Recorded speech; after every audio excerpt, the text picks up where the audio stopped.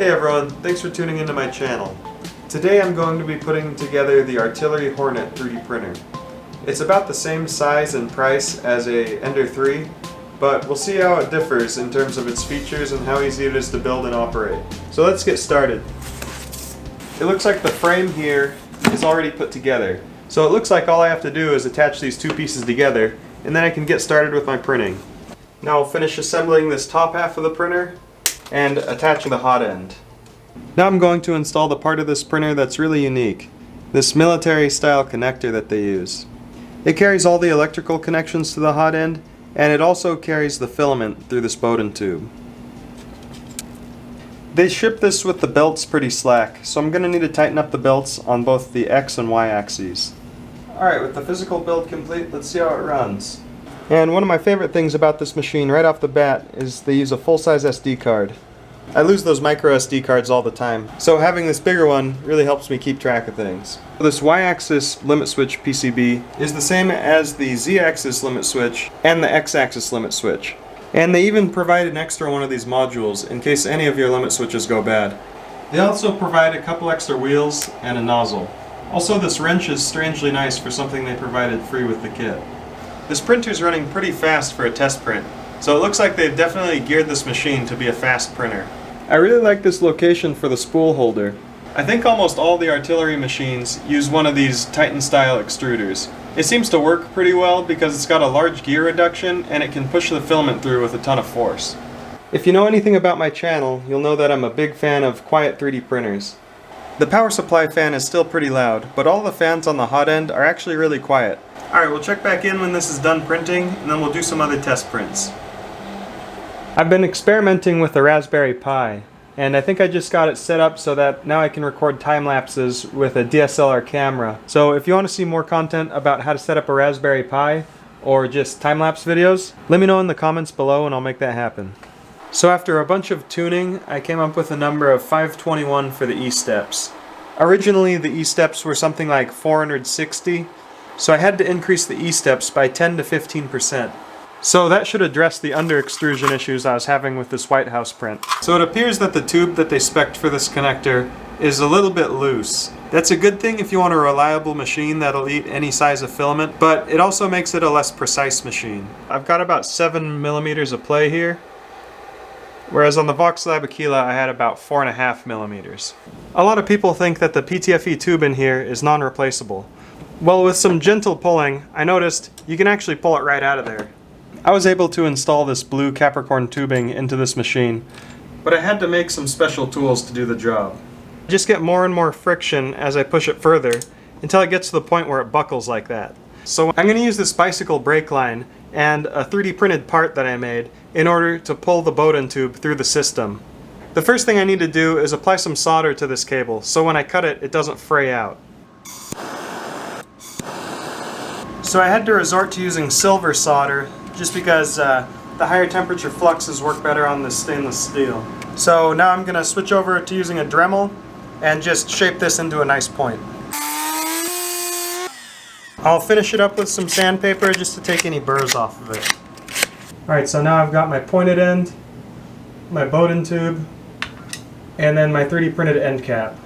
Now I can use the cable to pull the Bowden tube through the wiring harness. So I'll feed this end in like this, and I'll start pushing the Bowden tube in here. Looks like I'm pushing some kind of wire out. This might be a problem, but I'll keep going with it. That's not good.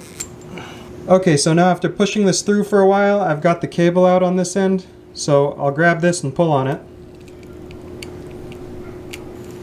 And that'll pull my new Bowden tube through.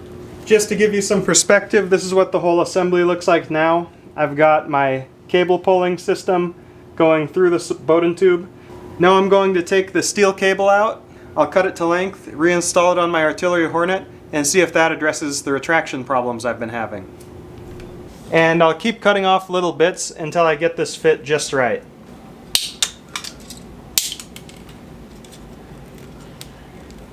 Now the Bowden tube connections on both sides feel nice and tight.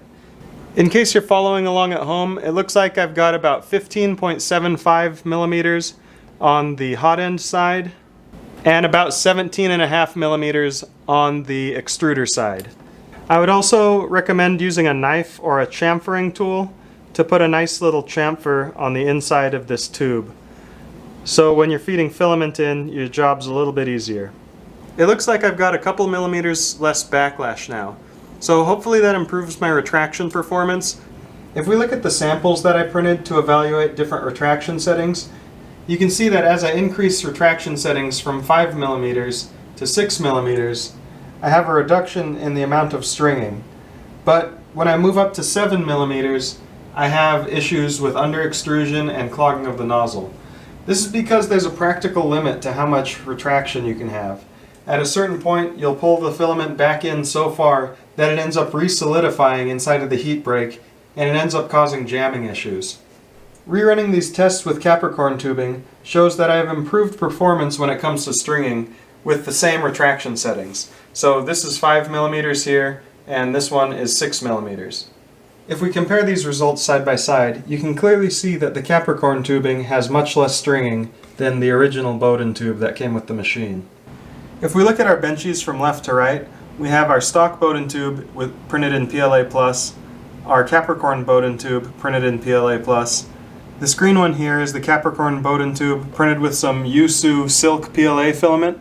And on the right we have Overture Gray PLA, which I'm going to use as my benchmark filament from now on, because it does a good job of showing the texture of the parts and highlighting any issues with print quality. If you look at the Artillery Hornet's print quality, you can really see the differences between a good direct drive printer and a mediocre Bowden tube printer.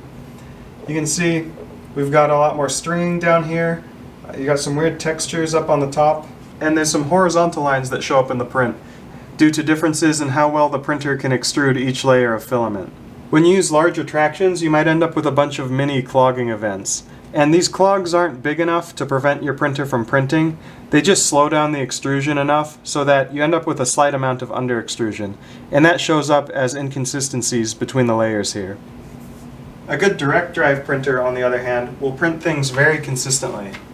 I really like some of the things they did with this machine, like the inclusion of a full-size SD card, a great solution for holding a spool of filament, a powerful geared down extruder, and excellent dual fan part cooling. It's actually some of the best part cooling I've seen on a stock machine. It beats all the other printers in its price point, and right out of the box it allows you to print models with a lot of overhangs and bridges. But ultimately, the feature that makes this machine so unique actually ends up being somewhat of a downside. If I compare this to a similar printer, the Voxelab Aquila, you'll notice that the Bowden tube on the Artillery Hornet is about 60 to 80% longer. So this means you're going to have more backlash and require larger retractions in order to prevent oozing. Since the Bowden tube is so long, it ends up with pretty poor retraction quality. Also, I'm a big fan of direct drive extruders, and I think this would be one of the more difficult machines to modify to being direct drive. I would recommend this 3D printer to someone who doesn't really want to mod their printer, just because this proprietary connector makes it a little more difficult to do mods. And I'd avoid printing models like this White House that require a lot of retractions. Alright, so that's about it for this printer review. If you enjoyed this video, make sure to smash the like button and subscribe to my channel if you want to see more videos like this. Thanks for watching everyone, and I'll see you in the next video.